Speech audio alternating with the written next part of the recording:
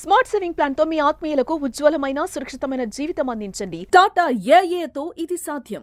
ఇది గూపన్పల్లి బ్రిడ్జ్ పరిస్థితి. మొత్తం వర్షానికి కొట్టుకుపోయినాయి.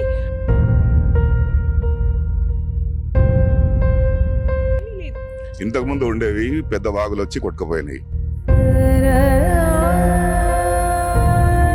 బండ్లు ఖరాబ్ అవుతున్నాయి, జారి పడతారు వర్షం పడితే.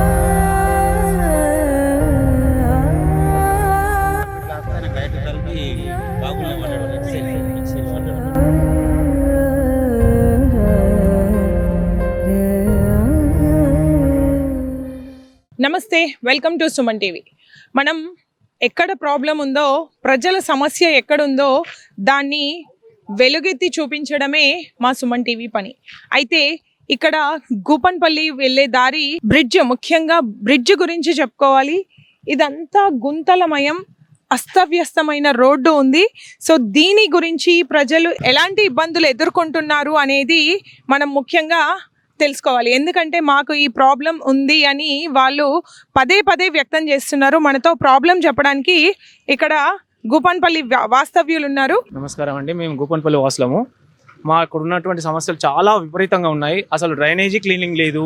ఇక్కడ ఉన్నటువంటి వాతావరణ పరిస్థితి చూస్తే చాలా విపరీతంగా ఉంది. ఏంటంటే ఇక్కడ ఉన్నటువంటి రోడ్లు అస్తవ్యస్తంగా ఉన్నాయి. ఇక్కడ ఉన్నటువంటి మున్సిపాలిటీ కార్పొరేషన్లో ఉన్నటువంటి వ్యవస్థ కానీ, ఇది మున్సిపాలిటీ కార్పొరేషన్ కానే కాదు. ఇది నిజంగా చెప్పాలంటే ఒక అనాగరికత వ్యవస్థలో ఉన్నటువంటి పరిస్థితిలో ఉంది.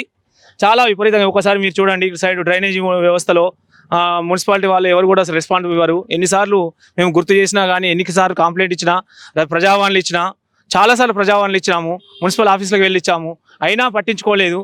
చాలా విపరీతమైన వ్యవస్థ ఉంది ఇది. మా 2-3 సార్లు చాలాసార్లు పడిపోవడం జరిగింది. ఇక్కడ ఈ రోడ్లు అనేవి గుంతలతో ఉన్నటువంటిది. శాంక్షన్ అయిందని చెప్పారు కానీ అసలు ఎప్పుడు చేస్తారో కూడా తెలియని పరిస్థితి ఉంది. కనుక మా యొక్క పరిస్థితిని అర్థం చేసుకొని ఇక్కడ ఉన్నటువంటి పెద్దలు, కార్పొరేషన్ వ్యవస్థలో ఉన్నటువంటి వాళ్ళు కానీ, కలెక్టర్ కానీ లేదా మున్సిపల్ కమిషనర్ కానీ ఒకసారి మీరు దీన్ని విజిట్ చేసి ఒకసారి మా యొక్క ప్రాబ్లం సాల్వ్ చేయండి అని ప్రయత్నిస్తున్నాను సార్. ధన్యవాదాలు. సో చెప్పండి, ఎట్లాంటి సమస్యలు ఎదుర్కొంటున్నారు ఇక్కడ ముఖ్యంగా? బ్రిడ్జి కట్టిస్తా అని చెప్పారు, ఇంకా కట్టి చేస్తలేరు. ఇంకా పని చాలు చేస్తే కొద్దిగా హైట్లో ఉంటుంది. మళ్ళీ బ్రిడ్జి కూడా కూలిపోయేటట్టున్నది. దీన్ని ఎత్తు పెంచి దీన్ని మళ్ళీ రీకన్స్ట్రక్ట్ చేయాలి అంటారు, అంతేనా?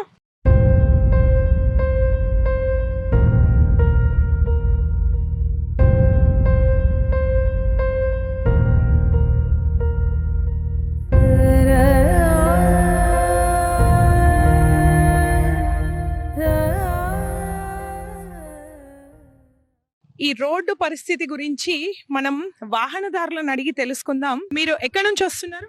గూపన్పల్లి విలేజ్.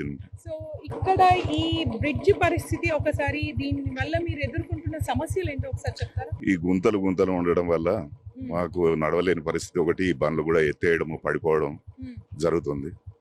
దీనివల్ల ఇక్కడ చూసుకుంటే అయితే బ్రిడ్జ్ కి అటువైపు ఇటువైపు ఎలాంటి సేఫ్ గా, సెక్యూర్ గా ఉండే అసలు ఎలాంటి కాషన్ లేదు. అండ్ చూసుకున్నట్టయితే బ్యారిగేట్స్ కానీ కనీసం ఏమీ లేదు. ఇంతకు ముందు ఉండేవి పెద్ద వాగులు వచ్చి కొట్టుకుపోయినాయి కాబట్టి ఇంత మళ్ళీ పెట్టలేదు. అవిటను పెట్టాలి యాక్చువల్ అయితే, పబ్లిక్ తెలవాలి అనేసి పెట్టకుండా అట్లనే వస్తున్నారు. కానీ కాకపోతే 2 బ్రిడ్జిలు ఉండడం వలన అటు గంగస్థాన్ ఒకటి, ఇటు హైవే నుంచి ఒకటి ఉంది కాబట్టి ఆ రెండుని సరఫరా చేసుకుంటున్నారు. దానివల్ల ఇది మర్చిపోతా ఉన్నారు. దీని గురించి ఎవరు పట్టించుకున్నారు? ఎవరికైనా కంప్లైంట్ చేయడం జరిగిందా? ఇక మా కార్పొరేటర్ ఉన్నాడు, ఆయన ఎక్స్పైర్ అయిపోయాడు. దానివల్ల ఇక ఎవరు పట్టించుకున్నట్లేదు. సో ప్రెసిడెంట్ ఇప్పుడు ఎవరైతే ఉంటారో వాళ్ళ దృష్టికి, సర్పంచ్ దృష్టికి తీసుకొచ్చిరా?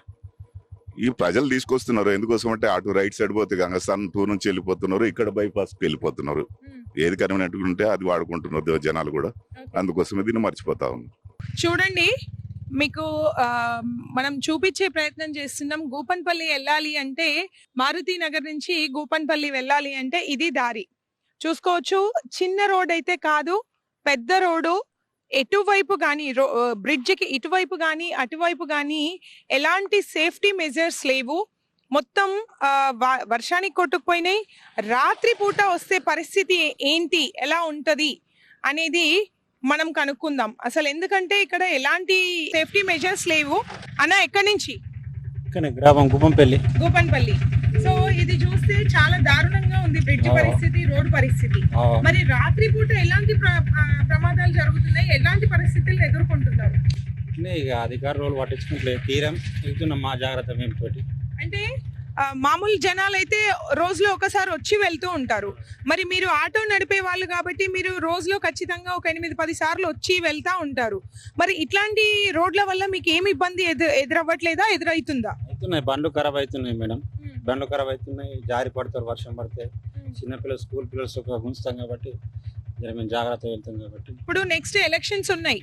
మరి మీరు నెక్స్ట్ ఎలక్షన్స్ లో కాంపిటేట్ చేసే వాళ్ళకైనా ఇప్పుడు అయిన వాళ్ళు ఎవరో ఎట్లాగో ఎలాంటి రెస్పాన్స్ ఇస్తారనేది మీకు ఇప్పుడు తెలిసింది ఆల్రెడీ. సో మరి నెక్స్ట్ వచ్చే వాళ్ళకి మీరు ఏం కండిషన్ పెడతారు? ఫస్ట్ బ్రిడ్జ్ చేయాలి, రోడ్డు మంచిగా ఉండాలి. మాకు వేరే పల్లెటూరులో ఉన్నాయి, మా ఊళ్ళోనే ఇస్తలేరు.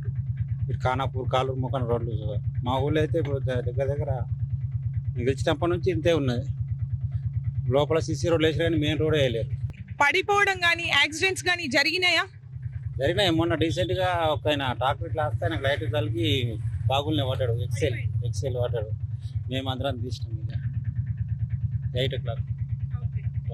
సో ఇది పరిస్థితి. అంటే రాత్రిపూట కావచ్చు, అదుపు తప్పి ఎదురుగా వస్తున్న వెహికల్ ని తప్పించడంలో, ఈ గుంతల్ని తప్పించే ప్రయత్నంలో కింద పడిపోయే సిచ్యువేషన్స్ కూడా ఉన్నాయి. ఎందుకు ఈ విషయం మీద అంటే ఇప్పుడు కంప్లీట్ గా ఈ 3 నెలలు వర్షాకాలమే. వర్షంలో ఉన్నప్పుడు ఈ గుంతల్ని ఎవరు చూడలేరు, ఎందుకంటే ఈ గుంతలు నీటితో నిండి ఉంటాయి కాబట్టి మనకు కనిపించవు. అక్కడ చూసుకోవచ్చు, ఇదిగో ఇక్కడ. సో ఇవి చూడండి, ఈ గుంతలు మనకు కనబడవు. వీటిని తప్పించే ప్రయత్నం కానీ ఇందులో తెలియకుండా వస్తే డైరెక్ట్ గా అక్కడి నుంచి మీరు చూడొచ్చు. ఇక్కడ నుంచి పరిస్థితి ఈ గుంతల మధ్యలోంచి వెళ్తే, సో ఇక్కడ ఏదైనా ఉండి తప్పిస్తే సీదా తప్పించే ప్రయత్నంలో కెనాల్ కి ఇటు గాని అటు గాని పడిపోయే ఛాన్స్ ఉంది. సో ఇది చూడొచ్చు మనకి. ఇప్పుడు వాహనాలు మనం వెళ్తుంటే గమనించండి, ఈ చివరి నుంచి వస్తున్నాయి ఇట్లా. సో ఇట్లా వచ్చినప్పుడు పరిస్థితి చూడండి, ఎడ్జ్ నుంచి అది వెళ్ళాల్సిన పరిస్థితి. ఈ గుంతలను దాటుకొని వీటిని తప్పించుకొని వెళ్ళాలి అంటే అది అంత చివరి నుంచి వెళ్ళాల్సి వస్తుంది. సో అట్లా వెళ్తున్నప్పుడు వీటి పరిస్థితి ఎట్లా ఉంది అనేది కొంచెం ఆలోచించాలి. ఎందుకంటే మార్నింగ్ ఉదయం లేచింది మొదలు పిల్లల్ని తీసుకొని ఆటోలు వెళ్తుంటాయి, పెద్దవాళ్ళు, ముసలి వాళ్ళు, ముఖ్యంగా ఆటోలు. ఎందుకంటే అవి బ్యాలెన్స్ ఆల్మోస్ట్ సాధారణంగా కష్టమని చెప్పాలి. ఇట్లాంటి సిచ్యువేషన్లో ఇప్పుడు ఈ గుంతల్ని దాటుకునే పరిస్థితుల్లో వన్ సైడ్ అయినప్పుడు వీటి పరిస్థితి ఏంటి చూడండి. ఇట్లాంటివి ఉన్నప్పుడు, నీళ్లతో నిండినప్పుడు విషయం ఎలా ఉంటుందో ఆలోచించవచ్చు. సో ఇక్కడ చూసుకుందాం, ఇది చాలా పెద్ద కెనాల్. ఇది చూడండి, ఇక్కడ ఎలాంటి సేఫ్టీ మెజర్ లేదు. ఇక్కడ నుంచి అక్కడి వరకు తెలియకుండా సైకిళ్ళ మీద కానీ, సైకిల్ మోటార్స్ పైన కానీ, ఆటోస్లో కానీ, ఈవెన్ కార్లు అయినా కానీ కొత్తగా వచ్చే వ్యక్తులకి, అంటే ఈ ఊరి వ్యక్తులకు తెలుస్తుంది, కానీ కొత్తగా వచ్చే వ్యక్తులు ఎవరైనా ఉంటే మటుకు నైట్ టైంలో వస్తే ఇక్కడ అసలు ఎంత దారుణమైన పరిస్థితి. ఒకవేళ నైట్ టైంలో వచ్చి పడిపోతే ఎవరైనా చూస్తే తప్ప మనకి ఇక్కడ ఆ ఇన్సిడెంట్ జరిగింది అని చెప్పలేము, అట్లాంటి పరిస్థితి ఉంటుంది. సో చెప్పండి, ఈ రోడ్డు వల్ల మీరు ఎదుర్కొంటున్న పరిస్థితులు ఏంటి? చాలా ఇబ్బందులు అవుతున్నాయి. నైట్లో వచ్చేటప్పుడు అయితే వర్షం పడ్డప్పుడు ఈ గుంతలు ఏర్పడతలేవు, బండి పడిపోకట్నే. అంటే సైడ్స్ కి కూడా చాలా ఇబ్బందికరంగానే ఉంది కదా. అవును, ఎన్నికల ప్రచారంలో ఎమ్మెల్యే గారికి కూడా చెప్పడం జరిగింది, మేము ఆయన దృష్టి తీసుకుపోవడం జరిగింది. ఎలక్షన్ అయిపోయిన తర్వాత దీన్ని చాలు చేద్దామని చెప్పి కూడా మాట్లాడడం జరిగింది. ఓకే, మరి ఇప్పుడు ఆల్మోస్ట్ చాలా ఇప్పుడు సంవత్సరం గడిచిపోతుంది. మరి ఇప్పుడు ఇక్కడ చూసుకుంటున్నట్టయితే చూడండి, ఈ గుంత ఎట్లా ఉంది. దీని వాటర్ తో అంటే వర్షం పడ్డప్పుడు నిండిపోతే ఈ ఏరియా అసలు పరిస్థితి ఏంటి? మామూలుగా వచ్చే వాళ్ళు డెఫినెట్గా మీరు అన్నట్టు తట్టి పడిపోవాల్సిందే. అప్పుడు ప్రభుత్వం హామీ ఇచ్చింది కానీ బీఆర్ఎస్ ప్రభుత్వం చేయలేకపోయింది. ఇదంతా రోడ్డు కావాల్సిందే. సిసి రోడ్ అప్పుడు వచ్చిన ఫండ్స్ కూడా రివర్స్ వెళ్ళిపోయిన డబ్బులు చేయలేదు. ఇప్పుడు కాంగ్రెస్ ప్రభుత్వం ఫండ్స్ వచ్చినప్పటికీ పని చేయలేదని రివర్స్ వెళ్ళిపోయింది ఫండ్. ఫండ్స్ మేమే ఇబ్బంది ఎదురుతూ రోజు 10 సార్లు ఎలా రావాలా. అదే అంటే ఇప్పుడు వర్షం పడితే ఇప్పుడు మోకాలు మట్టి నీళ్ళు ఉంటాయి, అది ఏర్పడదు నైట్ లో వచ్చేటప్పుడు అంటే పడిపోవడమే. పొంగితే కూడా ఇప్పుడు ఎక్కువ వర్షం పడితే దీన్ని దాటి నీళ్ళు వచ్చే ఛాన్స్ ఉంటది. అసలు రోడ్డుకి దాటి వచ్చినాయి. తర్వాత ఆ టెంపుల్లకు కూడా పోయినాయి నీళ్లు. ఆ టెంపుల్, ఆ గోడ, స్కూల్, ఆ లోపలికి వెళ్ళిపోయినాయి వాటర్. అంతవరకు వెళ్ళిపోయినాయి. ఓకే, ఆ టెంపుల్ లోపలికి పోయినాయి మొత్తం మీద వాటర్. అట్లాంటి పరిస్థితుల్లో కూడా మీరు ఇక్కడ నుంచి తిరుగుతుంటారా? లేదు, ఇప్పుడు అంటే ఇది ఫుల్ వారింది అనుకో, గంగస్థాన్ 2 నుంచి వెళ్తాం, అట్లా వెళ్ళాలి, చుట్టూ తిరిగి వెళ్ళాల్సి అందుకోసం మేము చెప్పినాము ఇది చేద్దాం ఖచ్చితంగా 100% అని చెప్పిండు ఎమ్మెల్యే గారు. ఓకే, అంటే ఇక్కడ చెత్త కూడా ఎక్కువగానే పడేస్తున్నట్టుగా మనకు కనిపిస్తుంది. మరి దాని మీద ఏమైనా అప్లికేషన్ చేశారా మీరు? చేయలేదు చేయాలి. అది ఇప్పుడు అది చేయాలి. అది చేస్తే ఇక్కడ పడేది అసలు చెత్త నాగరం తీసుకుపోవాలి మొత్తం మీద. ఇక్కడ లోకల్ తీసుకొచ్చి ఇక్కడ వేస్తున్నారు. అంటే గోపన్పల్లి మీ ఊరి తీసుకొచ్చి ఇక్కడ వేస్తున్నారు. ఓకే, సో అది జీపీ నుంచి జరుగుతుందా, సొంతంగా ఎవరైనా వేస్తున్నారా? జీపీ నుంచి కాదు, అక్కడ మున్సిపల్ నుంచి, మున్సిపాలిటీ వాళ్ళే వచ్చి ఇక్కడ వేసేసి వెళ్ళిపోతున్నారు. ఓకే, సో వాళ్ళు తీసుకెళ్తలేరు ఇక్కడ నుంచి. సో ఎమ్మెల్యే దగ్గర నుంచి ఫండ్స్ వచ్చిన గత ప్రభుత్వంలో ఫండ్ వచ్చి వెనక్కి తిరిగిపోయిందంట. అంటే ఫండ్ రాక పరిస్థితి కొట్టుమిట్టాడుతుంటే కొన్ని ప్రాంతాల్లో ఇక్కడ ఫండ్ వచ్చినప్పటికీ ఈ బ్రిడ్జ్ కోసం ఫండ్ వచ్చినప్పటికీ దాన్ని వెనక్కి తిరిగి పంపించడం జరిగిందంట పని జరగకపోవడం వల్ల. సో ఇప్పుడు మళ్ళీ దాని మీద వర్క్ స్టార్ట్ చేసిండ్రు. సో ఇక్కడ దీనిపైన దృష్టి సాధిస్తారు అని చెప్తున్నారు. అయితే ఇక్కడ వర్షం పడ్డప్పుడే చాలా దారుణమైన పరిస్థితి. మనం ఇక్కడ చూసుకుంటే ఈ వర్షం పడితే ఆ గోడ ఉంది చూసిరా, అది స్కూల్ గోడ. సో అక్కడి వరకు నీళ్ళు వస్తాయంట, ఆల్మోస్ట్ 8 feet పైకి. అంటే ఈ బ్రిడ్జ్ పై నుంచి ఆల్మోస్ట్ దాదాపు ఇక్కడ ఒకవేళ నీళ్ళ పైనుంచి వెళ్ళాల్సి వస్తే, ఇక్కడి నుంచే ట్రావెల్ అవ్వాల్సి వస్తే ఆల్మోస్ట్ మనిషికి సగం వరకు నీళ్ళు వచ్చేస్తాయి. అట్లాంటి పరిస్థితుల్లో ఈ బ్రిడ్జ్ మీద నుంచి వెళ్ళాల్సి వస్తుంది ఎక్కువ వర్షం పడ్డప్పుడు. ఇప్పుడు తక్కువ వర్షం పడింది కాబట్టి తక్కువగా ఉంది పరిస్థితి. ఇంకా ఎక్కువ వర్షం పడితే ఈ రోడ్డు పరిస్థితి ఏంది, ఇక్కడ నుంచి ట్రావెల్ అవ్వాల్సిన వాళ్ళు, ఇక్కడ నుంచి ఎవరైతే ప్రయాణం చేయాలనో వాళ్ళ పరిస్థితి ఏంటి.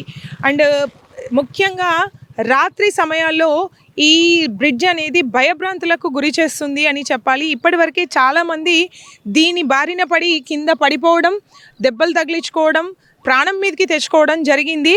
ఇది చాలా చాలా ఇబ్బందికరంగా ఉంది అని ఈ గ్రామ ప్రజలు చెప్తున్నారు.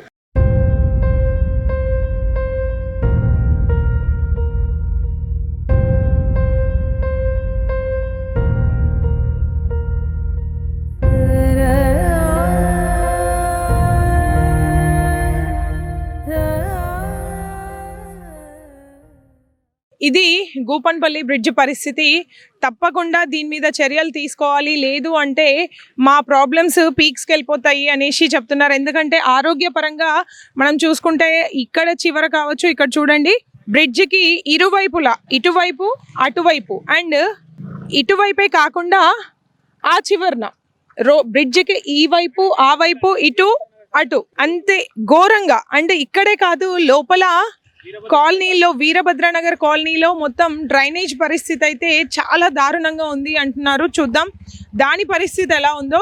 అయితే ఇక్కడ ఉన్న పరిస్థితి మాత్రం చాలా దయనీయంగా ఉందని చెప్పాలి. ముఖ్యంగా రాత్రి సమయాల్లో, ఇది వర్షం పడిన రాత్రి సమయంలోనైతే అసలు ఎక్కడ ఎలాంటి అనర్థం జరుగుతుందో అని భయపడుతూ బిక్కుబిక్కుమంటూ ఇక్కడ నుంచి ప్రయాణికులు ప్రయాణిస్తున్నారు.